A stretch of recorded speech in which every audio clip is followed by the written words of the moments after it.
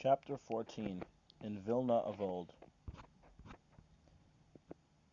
In the wake of the Russo-Polish War. While he was in Lutsk, Zechariah Yerucham became acquainted with a wanderer whom he recognized as a great tzaddik and scholar. Despite the efforts of the latter to disguise the fact and his repeated refusal to disclose his identity, Zechariah Yerucham followed him wherever he went, and even after 2 months still did not know his name. After the first week in Nisan, the mystic had yahrzeit, and only then, when the Shamash asked him his name to be called up to the Torah, did Zechariah Yerucham learn that the man he had been accompanying for almost 3 months was called Nachum Tuvia, son of Shlomo. More than that, he could not find out.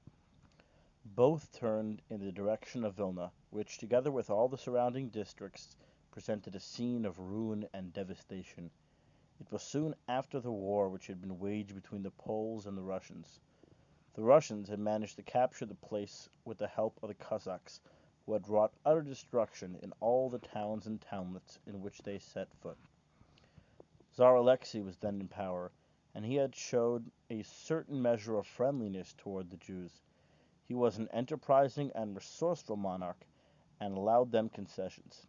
As a result, Vilna, which had suffered from the war more than other towns, was rebuilt and rehabilitated within the comparatively short space of 2 years. However, although the towns and townlets were taken care of, the villages were left to go to ruin. Particularly were the estates of the nobles allowed to sink into neglect and decay. The nobles had fled before the enemy, and their peasant workers had either been killed or captured in battle. Seeing the danger of the land going to waste, the Jews rented large tracts which they cultivated. The government provided them with seed, in return for which it claimed a percentage of the produce at harvest time. There were also many orchards which the noblemen had planted with the aid of agricultural students and botanists. These too the Jews rented from the government, and shared the fruit which they harvested from them. The Jews employed the widows and orphans of the fallen peasants to help in the work on the land and in the orchards to their mutual benefit. Thus it was that this particular district began to live again.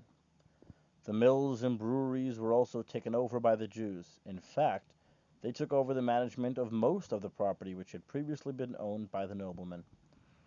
The rabbis of Vilna, as soon as they realized the predicament the Jews might be in, called a meeting of the heads of the community and pointed out to them that should the noblemen ever return, they would blame the Jews for taking over their land and property. They would probably overlook the fact that it was the government in power that the Jews had rented the lands, mills, etc., and had paid for everything they had taken over. They might even accuse the Jews of having been on the side of the Russians during the war, helping them to acquire Vilna and the surrounding districts with a view to reaping the benefits and favors of the victorious Russian government.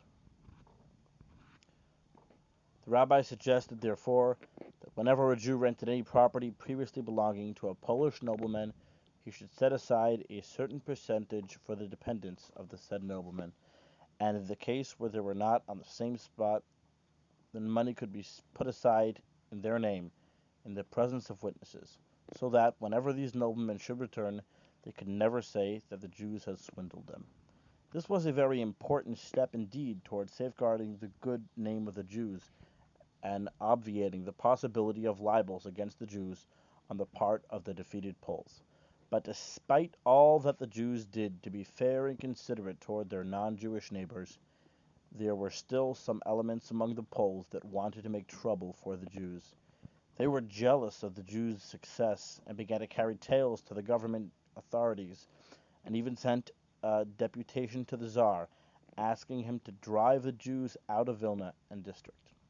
These mischievous troublemakers also sent word to the noblemen, who had not dared to return to their homes, that the Jews had taken possession of their estates. The Tsar, fortunately for the Jews, refused to recognize the Polish deputation, and on the contrary, ordered the governor of Vilna to make public knowledge of the benefit the Jews had brought by the constructive rehabilitation of the war-torn land. He further ordered the governor to show public recognition to those Jews who had especially earned it. Hearing that the sulky Poles threatened to take the law into their own hands and make trouble for the Jews if the Tsar would not do so, the latter gave orders that all necessary measures were to be taken to see that the Jews were protected. The noblemen also refused to take the bait of the Polish peasants, and replied that they were very appreciative of the honesty of the Jews, who, of their own accord, had suggested paying the noblemen a percentage of the profits of their estates. They also sent letters to the Jews who were in charge of these estates, thanking them and praising them for their work, and expressing the hope that they would continue with it in the future. When Zechariah Yerucham arrived with the mystic Rabbi Nachum Tuvia in Vilna, the material position of the Jews there was quite good. Not so, however, their spiritual welfare. It is true that some of the great scholars who had fled when the Cossacks entered the city had now returned to Vilna, but no one could quickly or easily forget that the Cossacks had, in the year 1655, killed 25,000 souls in and around Vilna.